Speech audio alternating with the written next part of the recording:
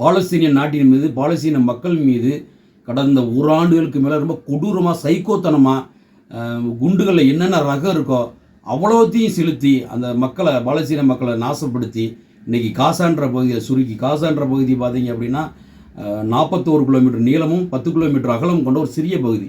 அந்த பகுதிக்குள்ளே 23 லட்சம் பேர்த்தை அடக்கி இன்றைக்கி அங்கே தான் வாழ்ந்துக்கிட்டு இருக்காங்க பாலஸ்தீனர்கள்.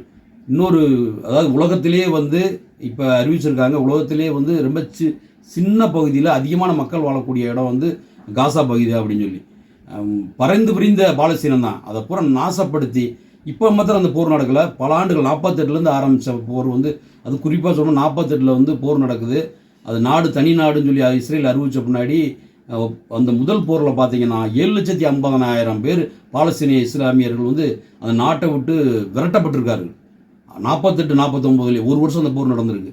அது பின்னால் கூட சொல்லலாம். இப்போ நடந்திருக்கக்கூடிய போர் ரொம்ப கேவலமாக, மனித நேயமே இல்லாமல், அந்த பாலஸ்தீனுடைய அதிபர் அவர் வந்து ஐநா சபையில் கடந்த 13ஆம் தேதியோ 14ஆம் தேதியோ இந்த 13 ஜூன் 13, 14 சொல்லி அழுகிறார். அதாவது எங்கள் பிள்ளைங்க வந்து சாப்பாடு இல்லாமல், அந்த காசா பகுதியில் என்ன பண்ணிட்டாங்க அப்படின்னா, குடிதண்ணீர், சாப்பாடு கூட இல்லை, குடிதண்ணீர் மற்ற எதுவுமே இல்லை. அதான் சொல்லலை, தண்ணி ஃபஸ்ட்டு, அந்த குடிதண்ணீர் கூட உள்ளே விடாமல், அதுக்கப்புறம் தான் சாப்பாடு, பெட்ரோலு, கேஸு, இப்படி இதெல்லாம் ரெண்டாவது. குடிதண்ணீர் கூட இல்லாமல் அந்த பிள்ளைய வந்து, பழைய சோமாலிய வீடியோலாம் பார்த்துருப்பீங்க, இது நம்மளுடைய ஆப்பிரிக்க நாடுகள்லாம் நல்லா பார்த்துருப்பீங்க. அதாவது முழுக்க பிள்ளைகள்லாம் வரி எலும்பை வரிச்சு சாப்பிடாம எலும்புகள்லாம் மேலே எம்பி இப்படி ஒரு கொடூரம்லாம் நம்ம பார்த்துருக்கோம். நம்ம சோமாலியாவுடைய கொடுமையெல்லாம் அதை விட ரொம்ப கேவலமாக அந்த அங்கே வந்து காசா பகுதி எங்கள் பிள்ளைய வாழ்கிறாங்க. தன்னுடைய பிள்ளைகள் வந்து அது 5 வயசு பிள்ளையாக இருக்கட்டும், 2 வயசு பிள்ளையாக இருக்கட்டும், 1 வயசு பிள்ளையாக இருக்கட்டும், அதே போல் வந்து 10, 15 வயசு குழந்தைகளாக இருக்கட்டும், யாராக இருந்தாலும் சரி, எந்த குழந்தைகளாக இருக்கட்டும், எல்லாரும் வந்து சுயநினைவு இல்லாமல் பசியில் கிறங்கி போய் கிடக்குறாங்க. அவங்க உயிரோடு இருக்காங்களா இல்லையான்னு தெரியாமல் பெற்றவங்க வந்து தலையை, அவங்களும் வந்து எந்த தெம்புமெல்லாம் தலையை கோதி விட்டுக்கிட்டு மடியில் போட்டு உட்காந்துருக்காங்க. பார்க்கவே அவ்வளோ கொடூரமாக இருக்குது. ஈழத்தில் நடந்த அதே கொடுமையை இங்கே வந்து இந்த இந்த நெதியாகின்ற இஸ்ரேலுடைய பிரதமர் நெதியாகின்ற ஒரு கேவலமான ஈனப்பிறவி அதை செஞ்சுக்கிட்டு அந்த ஈனப்பிறவை சப்போர்ட் பண்ணி தான் அமெரிக்காவில் இருக்கக்கூடிய அவனும் ஒரு யூதர் தான், கிறிஸ்டின் சொல்லிக்கிட்டே அவனு. ஏன்னா யூதர்கள் வந்து பார்த்திங்கன்னா தனிநாடே அவனுக்கு கிடையாது. யூதர்கள் உலகம் முழுக்க வாழ்ந்தவங்க, முதலாம் உலக போர், 2ஆம் உலக போர் வந்து அடித்து விரட்டப்பட்டு தான் இங்கே வந்தவங்க. இவங்க வந்து ஆதரவு கொடுத்தவங்க பாலஸ்தீனர்கள். அதான் வரலாறு. இன்றைக்கி வந்து தனக்கு ஆதரவு கொடுத்த அந்த மக்களை வந்து சித்திரவதை பண்ணி சுருக்கி கோடிக்கணக்கான மக்கள் தொகை இருந்தவங்களை வந்து இன்றைக்கி விரட்டி அடித்து, அது எவ்வளோ இன்றைக்கி அவங்க அண்டை நாடுகளில் எகிப்து, சிரியா, மற்ற அரபு நாடுகளில் போய் ஓடி ஒளிஞ்சு தங்களுடைய இருப்பிடத்தை, தங்களுடைய சொத்துக்கள்லாம் இழந்து அவ்வளோ கொடுமை நடந்துக்கிட்டு இருக்குது. இதே உலகத்தில் இன்றைக்கி இவ்வளோ நாகரிகமான உலகத்தில் அவ்வளோ கொடுமை நடந்துருக்கு. உலக நாடுகள்லாம் கண்டு இஸ்ரேலுக்கு ஆதரவாக நம்ம இந்திய ஊடகங்கள்லாம் செயல்பட்டு இருக்காங்க. இந்தியாவுடைய பிரதமர் வந்து ட்ரம்ப்போடையும் நெத்தியாவுடையும் ஆதரவு இருக்கிறார். நான் இஸ்ரேலுக்காக நான் ஆதரவு தெரிவிக்கிறேன். எவ்வளோ கேவலம்னு பாருங்கள். நீங்கள் இந்த வரலாறு மட்டும் தெரிஞ்சுக்கிறேன். இன்றைக்கி இவ்வளோ கொடுமைகளை வந்து அனுபவிச்சுட்டு இருக்காங்க பாலஸ்தீனர்கள். இவங்க யார் தெரிஞ்சுக்காருன்னா, இப்போ இஸ்ரேலில் ஒரு நாடு இருக்குது, அப்படி ஒரு நாடே கிடையாது. 48க்கு முன்னாடி, 1948க்கு முன்னாடி அப்படி ஒரு நாடே கிடையாது. பாலஸ்தீன் 1914 வந்து பார்த்தீங்க அப்படின்னா ஓடமன் பேரரசு அப்படின்னு சொல்லி பாலஸ்தீனத்தில் மிகப்பெரிய ஒரு பேரரசு இருந்திருக்கு, இங்கே சோழ பேரரசு மாதிரி. அதுதான் மிகப்பெரிய பறந்து விரிந்த பாலஸ்தீன். அது செல்வம் செழிக்கக்கூடிய, உலகத்தில் செல்வம் செழிக்கக்கூடிய ஒரு நாடாக அந்த இடத்துல இருந்திருக்கு.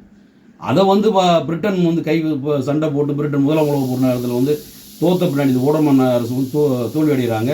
பிரிட்டன் அரசு கையில் வச்சுக்கிறாங்க. அந்த நாட்டில் இருக்கக்கூடிய செல்வங்களை வழக்கம் போல் கொள்ளையடிக்கிறாங்க, எல்லாம் பண்ணுறாங்க. ஆனால் இவங்க அதற்கு முன்னாடி, அந்த 14க்கு முன்னாடியே பார்த்தீங்கன்னா உலகம் முழுக்க இருக்கக்கூடிய யூதர்கள் அங்கங்கே சதுரி எங்கே வரும்போது அவங்கள பாதுகாத்து அடைக்கலம் கொடுத்து கொஞ்சம் பேரை வச்சுருந்துருக்காங்க பாலஸ்தீனர்கள், ஒரு மனித நேயத்தோட. அப்புறம் அந்த முதலாம் உலக போர் முடிஞ்ச பின்னாடி பார்த்தீங்க அப்படின்னா அப்பயும் வந்து பல இடங்கள் நாசிக்கினால் விரட்டப்பட்ட, ஜெர்மனிலேருந்து நாசிக்கினால் விரட்டப்பட்ட யூதர்கள்லாம் இங்கே வந்திருக்காங்க. அவங்களுக்கு அடைக்கலம் கொடுத்துருக்காங்க. ஒரு இஸ்ரேல்ன்ற நாடே கிடையாது. அப்புறம் இவங்க வந்து இங்கே நிறைய பெருவாரியாக வந்து கொஞ்சம் அண்டி பிழைக்க வரும்போது கொஞ்சம் தயங்கி ஏதாவது உதவி செஞ்சால் கையேந்து பிச்சை எடுக்கக்கூடிய நிலைமையில் வருவாங்க. அதுக்கப்புறம் அவங்க எல்லாம் கொடுத்த பின்னாடி, இது வழக்கமாக ஒரு சில இடங்கள் நடக்கும்ல, நம்ம வீட்டுக்கு யாராவது வந்து பட்னின்னு வருவாங்க, நம்ம உதவி செய்வேன். ஆனால் உதவி செஞ்ச பின்னாடி அதுக்கப்புறம் நெஞ்சை நிமித்திக்கிட்டு இது ஏன் விடுற அப்படின்னு ஏன்னா அப்படின்னு கூட சொல்லலாம். ஒரு தோட்டத்தில் வேலை பார்க்குவாங்க, இப்போ கடைசியில் வந்து இது என்னோட நிலம் தான்டா, நீ போடா அப்படின்னு சொல்லி அடித்து வரட்ட சில இடங்கள்ல அப்படிலாம் இருக்குது. எழுதி வாங்கி தோட்டத்துக்காரனை அடித்து வரட்ட நிலைமையெல்லாம் இருக்குது. அதேமாதிரி ஒரு கடையில் வாடகைக்கு இருந்துக்கிட்டு அந்த உரிமையாளரை மிரட்டி கடைசியில் அந்த கடையை எழுதிவான இதெல்லாம் இருக்குல்ல, நம்ம நிறையா நம்ம பக்கத்தில் கழிப்போம். அதே மாதிரி தான் இந்த பாலசீனத்தில் நடந்தது. உலகம் முழுக்கக்கூடிய யூதர்கள்ன்ற வந்து அவன் நாடே கிடையாது, அதை நீங்கள் முதல் தெரிஞ்சுக்கிறணும். உலகம் முழுக்க வந்து யூதர்கள் இருக்காங்க. யூதர்கள் வந்து அப்படி வந்தவங்களுக்கு தனக்குன்னு ஒரு நாடு வேணும்னு சொல்லி தான் பாலஸ்தீனத்தில் நம்மளுக்கு யாரும் ஆதரவு கொடுக்குறாங்க, பாலஸ்தீனியா அப்போ ஆதரவு கொடுக்குது. வந்து வர்றாங்க. இந்த 48 வரை, நான் 1914 48 வரை இங்கிலாந்து இங்கே ஆட்சி செஞ்சுக்கிட்டு இருந்தேன். எல்லாம் சுரண்டி முடிச்ச பின்னாடி வெளியில் கிளம்ப போகிறேன். அப்போ அமெரிக்கா என்ன சொல்கிறாங்க அப்படின்னா, அமெரிக்கா மட்டும்தான் அப்போ குரல் கொடுத்தது, அங்கே வந்து இஸ்ரேலுக்கு தனியாக ஒரு நாடு கொடுங்க அப்படின்னு சொல்லி. அப்போ பாலஸ்தீனியர் ஒத்துக்கறல. நாங்கள் அவங்களுக்கு உதவியாக வந்து அவங்களுக்கு இடம் கொடுத்துருக்கோம், சாப்பாடு போடுறோம், வேலை கொடுத்துருக்கோம், அவங்கள போய் எங்கள் நாட்டை பிரித்து அப்புறம் நீங்கள் கொடுப்பீங்க அப்படின்னு சொல்லி பாலஸ்தீனர்களை எதிர்ப்பு தெரிவிக்கிறாங்க. இதில் வந்து அமெரிக்காவோட பேச்சை கேட்டு வெளியேறாரு, பிரிட்டன் வெளியே போயிடுறேன்.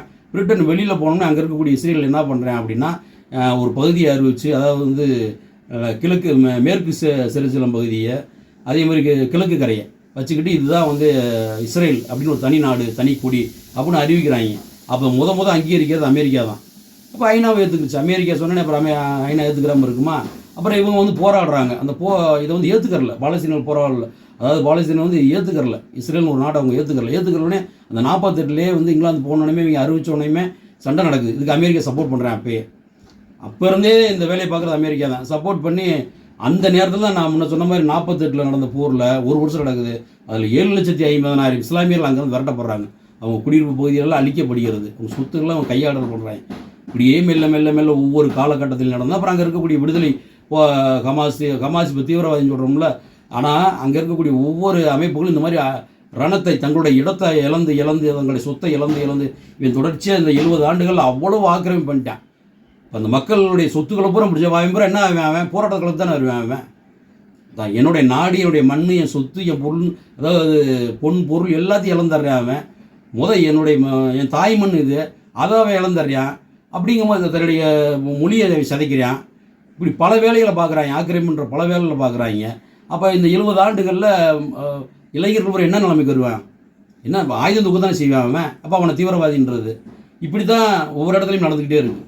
இப்போ இன்றைக்கி என்னன்னா, ஹமாஸில் இவ்வளோ பெரிய பாலஸ்தீனத்தை, அதான் இங்கே வந்து பிளப்புக்காக வந்தவனை, வந்தவனை அவனுக்கு அடைக்கலம் கொடுத்தது அந்த வேலைக்காக இஸ்ரேல்னு ஒரு நாடை உருவாக்கி இன்றைக்கி பாலஸ்தீன ஒரு நாடு இல்லாமல் போச்சு. காசான்ற பகுதியில் 23 லட்சம் பேர் மட்டும்தான் இன்றைக்கி வாழ்கிறாங்க. மற்ற எல்லா பகுதிகளையும் அன்னைக்கு பிரிக்கும் போது கூட வந்து வெளிநாடுகள் என்ன சொல்லியிருக்காங்க, ஐநா என்ன சொல்லியிருக்காங்க அப்படின்னா, கிழக்கு கரையும் மேற்கு செருசலமும் கிழக்கு கரையும் இஸ்ரேலுக்கும், அதே மாதிரி கிழக்கு செருசலமும் மேற்கு கரையும் வந்து பாலஸ்தீனத்துக்கு அப்படின்னு சொல்லி அவங்க பிரிச்சிருக்காங்க. அதே பாலஸ்தீனம் ஏற்றுக்கறல, நீங்கள் என்ன பிரிக்கிறது, எங்கள் நாட்டை பிரித்து இன்னொருத்தனுக்கு கொடுக்குறது அப்படின்னு சொல்லி. ஆனால் இன்றைக்கி என்ன நிலைமை அப்படின்னா, ஒரு குறுகிய பகுதியில் 23 லட்சம் பேர் வாழ்ந்து அவ்வளோ கொடுமையை அனுபவிச்சுட்டு இருக்காங்க. இப்போ அதெல்லாம் தாண்டி என்ன பண்ணுறாங்க, இதை முடிச்சிட்டோன்னு சொல்லிட்டு அதாவது அவங்க எதிர்த்து போராடலை. இப்போ போராடலைன்னா என்னென்னா எதுவுமே இல்லை, பஞ்சம் பட்னியாக தர்றாங்க, பராரியாக தர்றாங்க. உலக நாடுகள் வேடிக்கை, இந்த நாகரிகமாக காலத்தில் வேடிக்கை பார்த்துக்கிட்டு இருக்குது. இப்போ அதை முடிச்சுட்டு ஈரானுக்கு போயிட்டாங்க. ஈரான் தான் வந்து அங்கே இருக்கக்கூடிய தீவிரவாத அமைப்புகளுக்கு சப்போர்ட் கொடுக்குறாங்க. அதாவது அங்கே போராட்ட காலத்தில் இருக்கக்கூடிய பாலஸ்தீனியத்தில் போராட்டம் பண்ணுறாங்களே, எங்கள் மண்ணுக்காக சொல்லி போராட்டம் பண்ணுறாங்களே, அவங்களுக்கு சப்போர்ட்டாக ஈரான் இருக்காங்க, ஈரான் உதவி பண்ணுறாங்க அப்படின்னு சொல்லி இப்போ ஈரானை போய் அடிக்க போயிருக்காங்க. ஈரான் பதிலடி அடிச்சுக்கிட்டு இருக்காங்க, சரிங்களா? ஆனால் இந்த கொடுமைகள்லாம் கண்டு நம்ம இந்தியாவுடைய நிலைப்பாடு என்ன அப்படின்னா, 70 ஆண்டுகளில் நம்ம சுதந்திரம் மற்றும் 1947 நம்ம சுதந்திரம் வாங்குகிறோம். ஒரு பிரதமர் கூட அங்கே போக கிடையாது. இஸ்ரேல் அங்கீகரிச்சுன்னா அதுக்கு முன்னாடி பார்த்தீங்கன்னா 74, 88, 92, இறுதியாக பார்த்தா 2014 வரைக்கும் பார்த்தீங்க அப்படின்னா நம்ம பாலஸ்தீனுடைய ஆதரவாளர் தான். பாலஸ்தீன குடிக்கு வந்து அங்கீகாரம் வாங்கி கொடுத்தது இந்திய அரசாங்கம் தான். அன்றைக்கி இருந்த 88 இந்திய அரசாங்கம் தான் பாலஸ்தீனத்துக்கு வந்து கொஞ்சம் ஐநா சபையில் வந்து கொடி பறக்கணும், பாலஸ்தீனுடைய கொடி பறக்கணும், அது தனி நாடு அப்படின்னு சொல்லி அங்கீகாரம் வாங்கி கொடுத்தது. ஆனால் அதற்கு பின்னாடி வந்த 2014 பின்னாடி வந்த இன்னொரு முக்கியமான விஷயம், இந்த 47 இப்போ வரைக்கும் எந்த பிரதமர் இஸ்ரேலுக்கு போனதில்லை. இஸ்ரேல் ஒரு நாடாக அங்கீகரித்து போனதே இல்லை. ஆனால் முதல் முறையாக 2017 பதவி ஏற்ற மோடி அவர்கள் 2017 முதல் இந்திய பிரதமர் இஸ்ரேலுக்கு போகிறார். அதுதான் மோடி. இன்றைக்கி மோடி அமித்ஷா குரூப்புகளும் அதே போல் ட்ரம்ப்பும் இங்கே வந்து நெத்தியாகு, இவங்க தான் இந்த 3 பேர் தான் முக்கோண காதல். இந்த முக்கோண காதல் பார்த்திங்கன்னா உலகத்தை தங்களுடைய சர்வாதிகார குணத்தின் மூலமாக தங்களுடைய ஒரே இனம் மட்டும்தான் அந்த பூமியில் வாழணும்னு சொல்லக்கூடிய அந்த கேவலமான இழி பிறவிகள் தான் இந்த உலகத்தை கட்டியால போன்ற முடிவில் இருக்காங்க. அதோடைய தொடர்ச்சி எங்கெங்கிருந்து வருது பாருங்கள். பாலஸ்தீனில் தான் ஆரம்பிச்சது.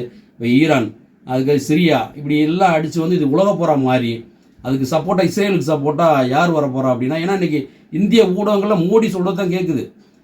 இந்திய ஊடகங்கள் என்ன சொல்கிறது, இஸ்ரேலை தூக்கி நிறுத்து அப்படின்னு. இப்போ ஈரான் நடந்துக்கிட்டு இருக்க போரில் ஈரான் பாதிக்கப்படுது, இந்தியா உதவியுடனே சொல்கிறேன், இந்திய உதவியுடன் இஸ்ரேல் வந்து பயங்கரமான தாக்குதல் நடத்திக்கிட்டு இருக்கு அப்படின்றேன். அதனால் வந்து நம்ம வந்து பாலஸ்தீனத்தை பார்க்கக்கூடிய பாலஸ்தீனிய மக்களையும் பாலஸ்தீன நாட்டையும் பாதுகாத்தது தான் இன்றைக்கி இருக்கக்கூடிய ஒவ்வொரு உலக நாடுகளையும், அதாவது ஜனநாயக முறையில் வாழ்ந்துக்கிட்டு இருக்க ஒவ்வொரு நாடுகளும் தங்களுடைய மக்களையும் தங்களுடைய நாட்டையும் தங்களுடைய மண்ணையும் பாதுகாக்க முடியும். இல்லைன்னா இந்த மாதிரி சைக்கோவுடைய முயற்சியால் நாடு முழுக்க இந்த குண்டு மழை பிழிஞ்சு உலகம் முழுக்க வெறும் ரத்த காலத்தை மாறி போயிடும். ஏன்னா சைக்கோ அப்படி தான் இருக்காங்க. அங்கே ரஷ்யாவும் இன்னொரு நாடு சண்டை போட்டுட்ருக்காங்க, உக்ரைன் சண்டை போட்டுட்ருக்காங்க. இல்லை அதுக்கும் வந்து அமெரிக்கா தான் காரணம், இந்த ட்ரம்ப் தான் காரணம். ட்ரம்ப்பு, இஸ்ரேலு இவங்களுடைய வேலை என்ன ஆயுதம் தயாரிக்கிறது. ஒவ்வொரு நாடுகள் விவசாய புரட்சியில் விவசாயம் பண்ணணும் என்ன பண்ணு போய்கிட்டு இருக்க நேரத்தில் இவங்க ஆயுதம் தயாரிக்கிறது. இதுதான் என்னுடைய ஆயுதம் எவ்வளோ மார்க்கெட்டில் எவ்வளோ போகுது, உன்னோட ஆயுதம் எவ்வளோ மார்க்கெட்டில் எவ்வளோ போகுது அப்படின்னு சொல்லி. அதனால் வந்து ஒட்டுமொத்த இந்திய மக்களும் அதுவும் குறிப்பாக நம்ம தமிழ்நாட்டு மக்களும் இந்த போருக்கு வந்து எதிரான மனநிலை இருக்கணும்.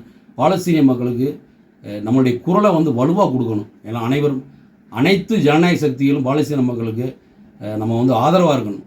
அதே போல் ஈரான் மக்களுக்கு நம்ம எப்பயுமே ஆதரவாக இருக்கணும். அதேமாதிரி இஸ்ரேல் மக்கள் மேலே நம்மளுக்கு எந்த கோபமோ எந்த காழ்ப்புணர்ச்சியே கிடையாது.